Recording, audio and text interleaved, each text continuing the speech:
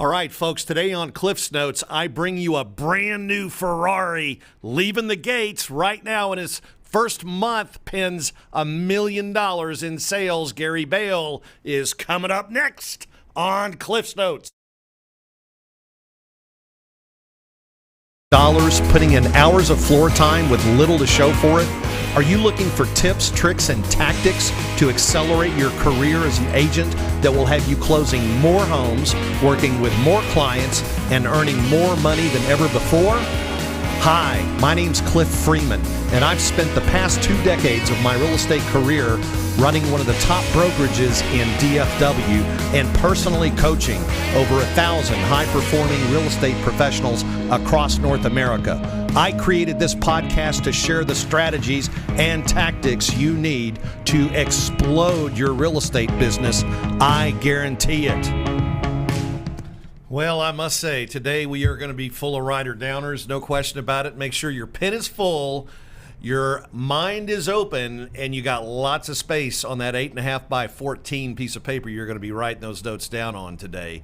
And I think it's time we check in with our spiritual guru. But first, say hello to my co-host C3 here. How you doing, C3? What's going on? It's a beautiful day. It is. And I'm super excited for the guests that we have. This guy down here on the end of the table is, I mean, he's like Mick Jagger on fire. To the real estate. En fuego, as we say, right, Gary Bale? Welcome, Gary. Thank you. We are super stoked to have you on the show today, my friend. We got a great show. If you're new in the business or thinking about getting into real estate, this is a Hall of Famer already, I can promise you. Trelvis. Yes. How are you, my dear friend? I am good. I am better now that I'm in the presence of greatness. C3, I am in the hallowed halls of your studio and very thankful to be here indeed. Indeed. I know the wind's blowing the right direction when I hear your voice. And you know what? Outside today, it's blowing extremely hard in the right direction. Let me tell you what, if you're flying a kite out there today, you better be hanging on, right? For sure. Yeah. Most definitely. Just when we thought we were through with the cold weather, here it is again. At least it's not snow. That's right. That's all I got to say. At least it's not snow. Exactly. You got any quick sports updates for us? I think the Mavs won last night against the Clippers. Yep. So, Mavs beat the Clippers. Yeah, Mavs beat the Clippers last night. Always good news, right? That is good news. It's always good news. So we move up in the standings just a tad bit, I guess. Indeed. We're keeping an eye on them for sure. Well, let me tell you what. Speaking of moving up in the standings, right down here, a young man who decided to get into real estate after an illustrious career in the retail business, and I'm going to let him tell you a little bit about that. But Gary, you have just really done some amazing things since you joined our team, and I'm excited to get to that and share, just unpack the way you've been able to just get out like a Ferrari. Like I said, we were talking a minute ago here before the show about fast cars, and I mean, I think that's in your blood. It must be in your DNA.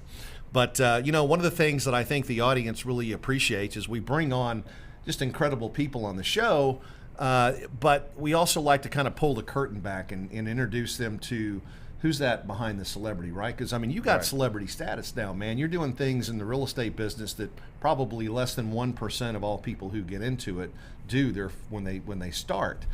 So let's see if we can rewind the clock a little bit here. Take us back. We want to kind of figure out what it was in your DNA that got you that passion to succeed. What is it that gets you across the goal line every time like you're doing? Tell us what it was like growing up as Gary Bale. Well, before I do that, first of all, when you introduced me as a Hall of Famer, I'm a rookie, truly a rookie in real estate, and I'm surrounded by Hall of Famers, okay? I want to be a Hall of Famer, but I'm not even close. I'm a rookie, for clarification. But to answer your question, I grew up in a suburb of Detroit, a suburb called Oak Park. And I would say that my upbringing was unique and different and challenging in the sense that my parents were divorced. And they were divorced pretty much at my birth, okay? As my mother eventually would tell me that the marriage was falling apart when she was pregnant with me. And I have 2 older brothers.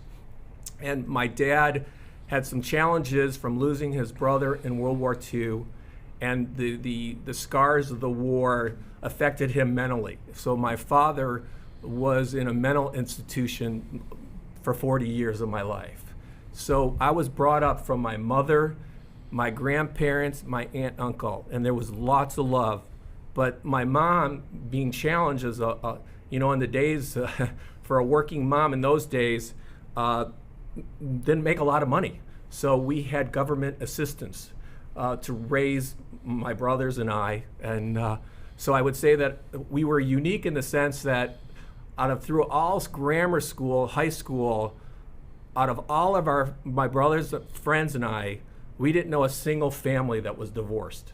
We were the only one in the whole city, basically. So, but at the end of the day, there was lots of love, and we didn't know what we didn't have, and we were provided. And but what we did know is that I never had an allowance. Okay, I know like everybody typically gets allowances today, and in the past, I didn't get an allowance. So I knew at an early age, my brothers and I, we had to go get jobs. I would tell you that my brother and I had a lawn service, cutting lawns at 13. We had a dozen homes, and I was 13 years old, and we had a dozen homes we were doing on a weekly basis. We had paper routes. We shoveled snow in the winter, and we were making money because we learned at an early age that was the only way we can get nice things. And I like nice things. I remember buying my first television set that was in my bedroom before all of my friends. So we learned that we had to go out and work hard and get dirty, and because no one else was providing in that sense. And so we learned at an early age how important it is to get your sleeves rolled up and get dirty and do whatever it takes to make money. And I've never lost touch, even as my career has advanced, where I came from and the roots of that upbringing. And again, we had wonderful love, okay? Lots of love in the family. Family came to the rescue to my mom to support her, to raise 3 crazy boys. And while she was I was typically what we would call latchkey kids. We'd come home from school and my mom would still be at work until 5, 6 o'clock, and we were on our own after 3 o'clock at home. But we got into trouble at times, but we survived. And so I started, in one of my jobs, I was a busboy in restaurants. I started as a stock boy for a retailer called Highland Appliance, Highland Superstores, that actually had stores eventually in Texas in the 80s and early 90s. And I was a stock boy and saw the salespeople on the floor, and I knew, like, wow, I want to be a salesperson. And within a year, I was in like 10th grade, I was selling calculators. That was a big thing, TI calculators. I sold TI calculators on the floor, and they were $99, and I remember getting a 4% commission. So I get $4 selling a $100 calculator, and everybody, that was the first time they came out with calculators. It was a hot thing, TI calculators for $99. Was that the SR10? Yes, it is, yes, exactly. I had one of those. Yes. Yes, oh Yeah, my gosh. So, and Wow. it was just so much fun interacting with people and knowing that every item that I sold, I got a commission. And like, this is easy, like just talking to people and like, wow, they're coming in the door. So I advanced my career in the store from selling, they call it traffic, small appliance, small electronics, to then I got into hi-fi, and at the time, everybody wanted to get a stereo system, Pioneer, Sansui. It was a huge, everybody wanted to have a sound system, and I ran the audio room at this location, and it exploded so much that I was making more money than the assistant store manager, and I was just under him running the audio department. And then I eventually got into selling TVs, appliances, and the store manager. So I worked retail in an appliance store that today would be known as Best Buy, because we competed against Best Buy in those days in Michigan, because they were based in Minneapolis. And then I decided to get on the other side, and I was a manufacturer's rep calling on retailers to the buying side. So I flipped on the side of calling on to buyers, and then I was a manufacturer's rep selling Kenwood stereo, Sanyo appliances and electronics and other brands.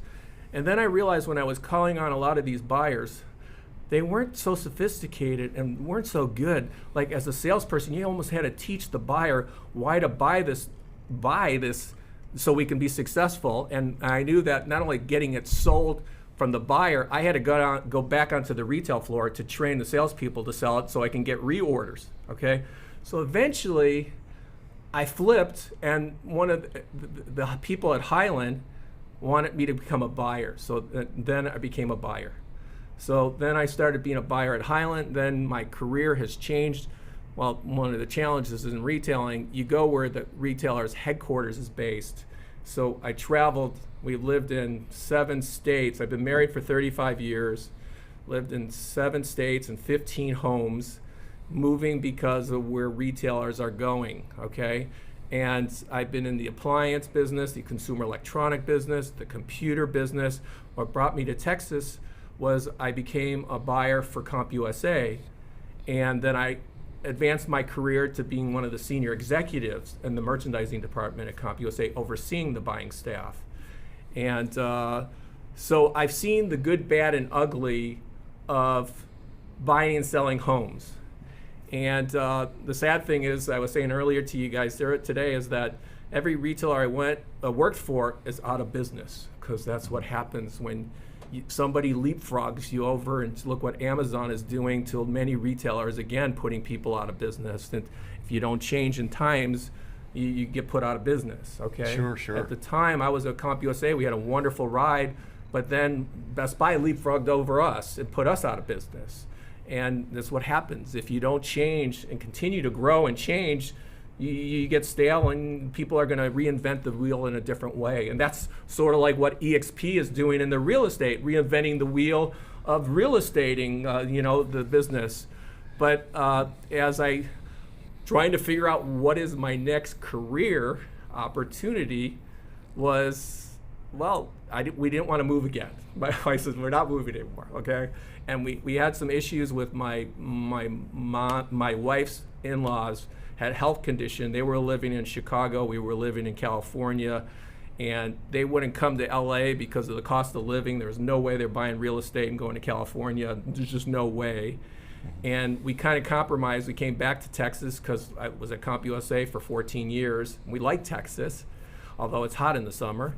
And it was a compromise to come get it, because I wasn't going back to the cold of Chicago.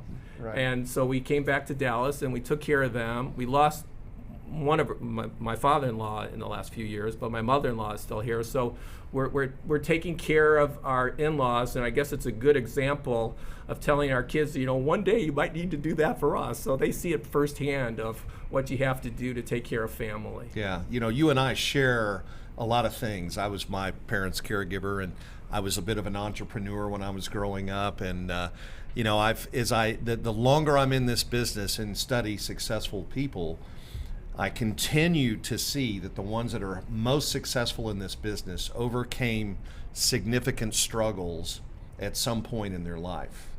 And that applies to you. I mean, being, a child of essentially a single mom raising you, and you guys having to, do what you could to fend for the family. And I mean, that builds a character that is just so well defined in terms of the way you think.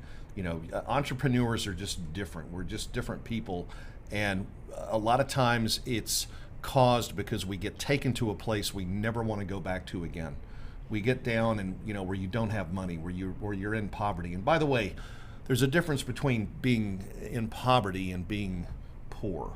You guys know what the difference is? It's a mindset. It is. Poverty is temporary, but being poor is a mindset, right? Some people just have a mindset of being they're poor. They can't get any better. I was in poverty several times in my life. You said you had government assistance and so forth. You can get out of that, right? But if you don't let your mind go where it needs to go, you won't get out of it. And that's where I think a lot of us really, there's a lot of people that could benefit from some help, getting through those, because it's very difficult. But my point here is that, again, this leads to the same conclusion, that by learning more about somebody, we can pretty much find the correlation between where they've been and where they're going to go. Thus, I would say, if I were a people picker, if I'd have known, what I know about you now, I would have said you have a very good chance of succeeding at a high level in this business. But the funny thing is, and you shared this with me today, real estate actually has been in your family now for longer than just your short tenure here with us. And your wife is in real estate. She is another incredibly driven, incredibly successful person. So you've been able to observe her. Now, what I want to know is we had some discussions before you went full force into the business about maybe some fears that you had. And you felt maybe that your skill set in some areas was not where it needed to be. And you told me that there were certain things that you were looking for when deciding who to partner with to get into real estate. Talk a little bit, if you would, about the tools that you've got that helped you along the way here. And I really want you, what I would like you to do is, if you have some advice that you could give someone who's contemplating getting into real estate about what to look for. People just don't know how to seek out the right places to land. That's a lot. You just threw out a lot to talk about. So first I would say is that I went through so many fears that I'm sure everybody that wants to be a realtor has all these hurdles of why you can't be successful. Fears like, one, can I pass the champion test each course on just going through getting your license? Like, oh my, am I smart enough? It's been a long time. I went back to school and studied and remembered all this stuff you needed to do to pass the champion test, and then actually going to get the test, how stressful that was to pass. Oh my because gosh. they basically told you 50% of the people won't pass the first time. Nothing like telling you like fear right there. But I did pass both of them the first time, okay? Because I made sure I studied darn hard, because my wife passed the first time, and there was no way she was going to have the bragging rights over me on a lot of things. He hates to lose, okay? doesn't he? Doesn't he just hate to lose? So there was no way I was going going to face my wife and said I didn't pass the first time like she did. She's smarter than me, I know that for sure. But so one, there's so many hurdles of fears that I went through to getting to Cliff's team, okay? I got my license and didn't do anything. I didn't even turn it into a broker. I didn't even go to interview because I was watching my wife be so successful, because she's much more of a natural, I think, at being real estate, because you have to be charming 24/7. You got to be quick on your feet, and you got to go interact with strangers and figure out how to win them over quickly, okay? And if you're not prepared to do that, you're going to be challenged in real estate, because it's selling. You have to sell yourself, and you got to win people over and be charming. And when I looked at my wife, I didn't think I could be as good as her. I still don't think I could be as good as her, but I'm working darn hard to compete. Let's give against credit her. where credit's due, for sure. Yeah. So some of the fears that I had is that I kept on listening and observing my wife on the phone and how she interacted and say, I couldn't do that. I couldn't say it. She said it so smooth. It was like, how am I going to be able to do that? That's what it takes to be a realtor. I'm not going to be able to do that. So I just sat back and didn't do anything with my license until eventually my wife kicked me in the butt and said, okay, get the hell out of the house, okay? you don't have a hobby, and you know your hobby is working, okay? Because I really, truly don't have a hobby, so I know that I'm never going to retire until my health tells me I have to retire. And I love working. So she kicked me out and basically said, figure it out. And I knew that in our sphere, that she was going to network our sphere of people. So I needed to go find new leads, okay? So was I going to go spend money on Zillow or realtor.com or on the internet, figure out how to get leads? I eventually said, I got to go find somebody that's going to bring me leads, okay? And teach me how to go through these hurdles. Like, I'm scared of all these things. So I did interviews on several places, and one of the gals that I went and interviewed, she was just amazing. I got to go back and thank her and send her a wonderful thank you letter and just hug her, is that she said, you need to meet Cliff Friedman, okay? I don't think you're a fit for me. And she interviewed me for an hour, and she said, you need to go see Cliff. And like at EXP, and I'm like, I wasn't a fan of EXP at the time for other reasons. But my wife says, well, just go, listen, what do you got to lose? And, I met Cliff on the phone. We chatted. He won me over. It won me over very quickly. And then we had a follow-up conversation and told me about what he would have on the support. And this is so unique and different, what he's put together as an organization, in the sense that this guy right here in the beginning was holding my hand 24/7, and I truly mean 7 days a week. I would call him all the time. He would help me on the technology. Even though I was at CompUSA, you'd think I'd be a technology savvy person. Well, I sold the stuff. I wouldn't say I was technology savvy, okay? I'm naive in many ways. So the first thing is that all the technology-wise to get me up and running, he held my hand. He did many of the things, most of the things, and told me what I needed to do. And even when I stumbled, he'd come back and he'd get me up and running technology-wise. And then they said, well, if you want to have leads, you got to learn scripts, because we're just not going to give you these expensive leads unless you're qualified, because they're expensive. So you got to get with the program. So they sent me to, they gave me scripts, and this conversion university that you go into was amazing. Because another thing of the fear was, how am I going to talk to somebody on the phone? Oh my God, what am I going to say and to be successful? And this script and going and watching these people on video and then you perform on this role playing was just eliminated so much of my fear that, like, there was no way anybody was going to harm me and hurt me on a phone. They couldn't hit me. They couldn't. All they could do is hang up, or they might swear, but they typically just click.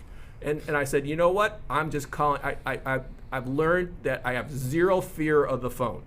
I have zero fear now of calling people no matter what, because I have something to say, and they need to listen to me. Okay? Because there's an opportunity for them.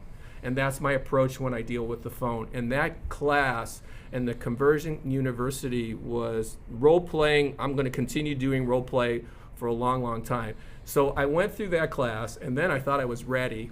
And then he has this guy named Wally, okay?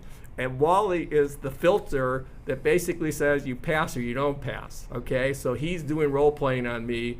And truly, there was many times in the first call, he go, stop, and like, here's, okay, you're not ready, you said this wrong, you said that wrong. And I said, damn, I need to start getting leads. Well, I gotta get it right. And I went back with Wally, I want to say 3 times before I passed, Right, okay? yeah. That he felt comfortable enough, and I eventually felt comfortable of waiting. You never know with Wally, even when you think you're doing, like the last time he got me, and then he'd throw out a new kind of question. Wait a second, we didn't rehearse that question. Yeah, you did these other 2. And he kept throwing new ones and say, getting me ready to make sure that you never know what's coming on the other end, okay?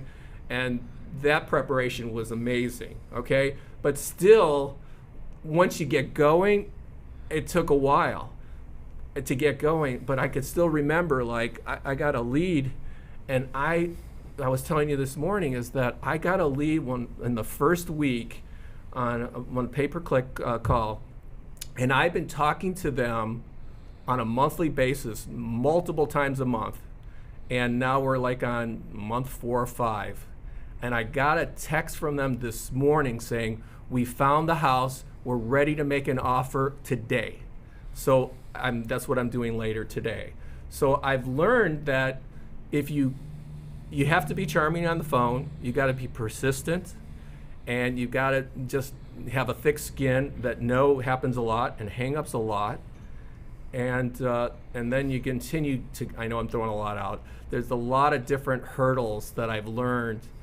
Even though they're preparing you, the nice thing is that was just the Wally training part.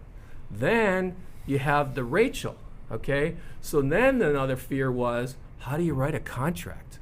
Oh my God, I went to the class and I passed it 3 years ago, but it's been in limbo for 3 years. How do I write a contract? Oh wow. And that's another big hurdle that you guys helped me so much on every step.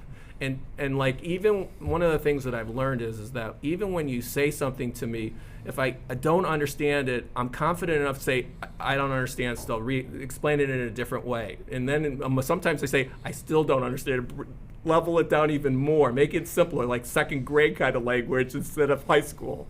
And because I got to walk away knowing that I understand what I'm supposed to do. And if I don't do that, I'm just going to walk away and flounder. So I know that I got to tell you that I'm just slower or whatever, you didn't explain it or whatever, but I try to make sure that I ask multiple questions, that when I walk away, I do truly understand what I'm supposed to do, okay? Or I keep asking. And that's one thing that I see a lot of people that don't do that because of the fear of thinking like you're stupid because you're asking a question, because it's okay because it's just that person. And what I know is everybody on your team wants me to be successful. You can tell even when I keep asking more questions, the tone of their voice and their responses is all supportive, because you can tell if the tone or the back, you could tell if you're annoying the person. And I sometimes I think I truly am annoying them, but it doesn't come off that way. And I've had so many amazing support, and even with that, then I've had situations because of the weather storm issues that I ran into, that I personally have had. Cliff, here's a successful Hall of Famer, guys, and he spent time on me on the phone where I said, wow, he's got an empire, he's building a great business, he's got time for one little realtor. And the support has been amazing, and every time I've had a fear, I've leapfrogged over it and become successful. And I still have some fears, just so you know. I feel successful or somewhat successful on the buying side. I haven't got my listing yet. I haven't even pitched the listing. So imagine the fear that I have right now of, how do I sell somebody that I'm a better realtor on the listing side than somebody else that's experienced and have listed more? But I had that same feeling was, are they going to ask me? Have I ever, like before I had my first client, were they going to ask me, well, how many homes have you sold? And I kept on thinking they're going to ask me, and I'm going to have to say 0. You're my first client. And luckily, no one asked me that question. So now if they ask me, I say, hey, listen, I sold 3 last month. I'm planning on closing 2 this month. I don't have to tell you that they were my first 3, okay? But that's how you just got to spin the story as positive what you got. And here I am. Yeah. Well, your value is an accumulation of a lot of years of life and business. And Gary, you've been successful not only in previous business ventures, currently in real estate, but I mean, you have a wonderful family as well. You got a couple of kids tell us about your kids. Well, I give a lot of credit to my wife. Okay, no. But anyways, I have 2 kids, and my wife and I we didn't get a college education. Okay, I started making money at an early stage, and I said, well, what do I need to go to college for? I'm making great money, okay? I was making good money in high school, and I just continued on. And I basically told my kids is that don't make that mistake. Go get the education. I don't care if you dig a ditch, but you're going to get a college degree, okay? I truly wanted to say, well, don't get an art major or something with your degree that you can't even use it, like some people do. Like, why are you wasting your money? But I wanted them to have a college degree that my wife and I didn't have. So we always planted the seed. You can do whatever you want. Encourage them that education was really, really important. But at the same time, some of the things that I wasn't able to do, I wanted to be on the high school baseball and basketball team. I was into sports. But I couldn't do that because I had a paper route. I had to go make money.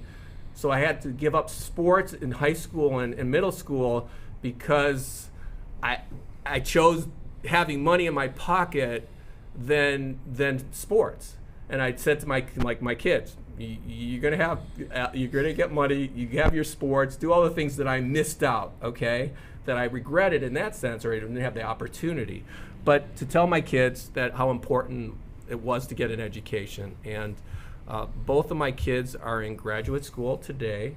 My oldest son, who graduated as a biomedical engineer, is now going to be a doctor. He's in medical school here at the University of North Texas. And my daughter, who graduated from San Diego State in her undergrad, and she is in law school at the University of Oklahoma. So I have, they're both 2 years into 2 year in law school, and my son has a long way to go in medical school in the 2nd year. And 2 wonderful kids, and every kid is totally different. My son, when he was he was 15, I want to say 15 or 16 years old. He said, Dad, I know what I want to do in life. I said, what's that? He says, I want to be a biomedical engineer. And I said, what is a biomedical engineer? He says, Dad, a biomedical engineer makes parts for the human body, or they make medical equipment, or they're in research for pharmaceutical companies, okay? And I said, wow, that's incredible, awesome. And then he says, I got a backup plan. I said, what's your backup plan? He says, well, if I decide I don't want to make the parts for the body, I want to put the part in. And I want to be an orthopedic surgeon. I said, whoa, Oh that's my a lot. gosh. He's 16 years old, okay? And well, eventually he's changed. Now he wants to be in cardiology. But anyways, and my daughter went to college, and she didn't know when she was a sophomore. She still didn't know what she wanted to do. Okay, every kid figures it out at different paces, but we're proud parents, and they're doing great. They're thriving, and they're gonna. My daughter wants to be a malpractice litigator, and my son wants to be electrophysicist, which is put pacemakers and defibrillators in your body. that's so awesome. in cardiology. I mean, success abounds in your family, and let's talk about your wife again, just in deference to time. I can't believe That it. show Man, is we're almost quick. done here, but Yeah. But I want to just let the audience know that you and your wife are somewhat competitive. Are you not? Oh, we're very competitive. Yeah. And so, what is your wife is very successful. Yes. She does several $1 million a year in volume. Yeah. What is your plan, Gary, with the team and at EXP for the next 2 or 3 years here? Tell us what's the future hold for you? Well, my wife is on her own. She has her own thing, and the nice thing, my wife. I remember when there's sales statistics that you can go look at every realtor, and she finished her first year, and it said skyrocket was the comment, okay? Because she did $7 million in her first year, okay? Wow. And so my wife is on her own, and I could tell you that I don't see her and I being partners in real estate. Okay, I don't think that's a long-term play, because I think we're different in that sense, and sometimes we got to be able to shut it off. So, but right now, I would be honest with you, I don't have a 2 or 3 year vision yet. I know my vision is I want to beat my wife in 2022, okay? So I want to outdo her. I'm giving her this year because I'm still a rookie, but next year I'm coming to compete against her, and she says, no way. So we're challenged for 2022 on who's going to do more business, and I think that's a fun banter because, all the money comes together in the same family, so who cares? But bragging rights is important. That's for sure. And she's happy, and I know that there's a next step on the evolving with EXP, but I haven't figured that out yet, and I've been focused right now on me being a successful realtor. Right. And that's what my vision is right now. I'm not sure exactly do I take the next part of EXP of getting other people, but I would tell you, it's just a new spin. It's a new salespeople. Instead of clients that want to buy a home, it's just agents. And once you're comfortable talking to agents and what you believe in your business versus their business, I could see that opportunity, and I see me successful doing that. Yeah, super. Well, we do have a very strong value proposition in our company, and thanks to Glenn Sanford. Do you have any parting comments that you'd like to leave for aspiring realtors who might be watching the show here? Well, you would be making a mistake if you haven't joined this organization. That is absolutely, I will tell you that 24/7. I finally met these two for the first time, and the first thing I did was give them a big hug, okay? There's no way I believe I would have been a successful realtor, or even any chance of being this successful at this stage without joining your company, period, okay? And if you just need to have a one-on-one conversation with Cliff, and you'll then meet the people around him that he's surrounded himself. These people that he's surrounded himself are stars on their own, okay? And so that would be the first thing. And then, listen, if you're not committed to being it, if it's a part-time thing, I don't know. I think real estate is, the part-timers need to go away. Get committed to being in the business and make it a profession. You got to be a professional, okay? And treat people the same way you wanted to be treated. The reason why I got into real estate was what I learned, what I want to be is all the things that I avoided, that I heard from on other realtors. They didn't listen to what I wanted when I was looking for a home. They weren't responsive. They didn't communicate well. I didn't see they negotiated well, and they just didn't really care enough about me. All they were looking was for a paycheck. And what I've learned to be successful is forget the paycheck, focus on winning the client, even if it means you have to spend more time with that client to find the perfect home. Be as honest as you could possibly be, because I know I want clients that are just going to be raving clients that are going to brag about me to their friends and family. And if you take that approach, you can't fail. It's impossible to fail. Man, I can't think of better words. That was not scripted. Classic. Yeah, that's from the heart. Yep. And for somebody who's been in sales as long as you have, Gary, I know that was really, that's powerful. That is really powerful. So thank you for sharing that. And man, I'm just so excited to be in business with you, and we've got so many great things. Think about all the lives we're going to be able to help and touch, and we get paid to do it. It's like you were saying earlier, you don't have any hobbies because you enjoy this business that much, and that's sort of the passion that we all bring to this is, it's fun. We really get a lot of enjoyment out of helping people. So I enjoy to be here. Thank you so much. Thank you for being here today too, Gary. And man, just wish you and your family the best. You guys are awesome. Maybe someday we can get your wife on the show. Maybe if we're extra nice, maybe you can get her to volunteer to come on. Would you do that? I will. We'd love to have both you guys on. That would be really amazing. Trelbus, my dear friend, spiritual leader, it's always a pleasure. Always Thank a you pleasure so much. as well on my end. Man, I am so glad we got here on the runway again after that great takeoff, and here we are back on the ground. But folks, thank you guys for being here with us today. I want to wish you the best. I hope you had a wonderful St. Patrick's Day yesterday. And if you'd like to get a hold of Gary, what's the best way somebody could reach out to you if they wanted to just give you a call or ask you a question or two? 972-469-1055. Okay, that's his cell phone, I would assume. Thank you for offering that out. If you want to put that in the notes or your email later, we'll put that in the comments and you guys can seek him out. But in the meantime, you guys have a wonderful rest of your week. I'm headed to San Diego to hang out with Dan Beer, John Cheplack, and some of my best friends for a little ISA mastermind. But we will see you next week right here on Cliff's Notes. All right, folks, tune in to Cliff's Notes every Thursday at 1 o'clock Central for the tips, tricks, and tactics to explode your business. I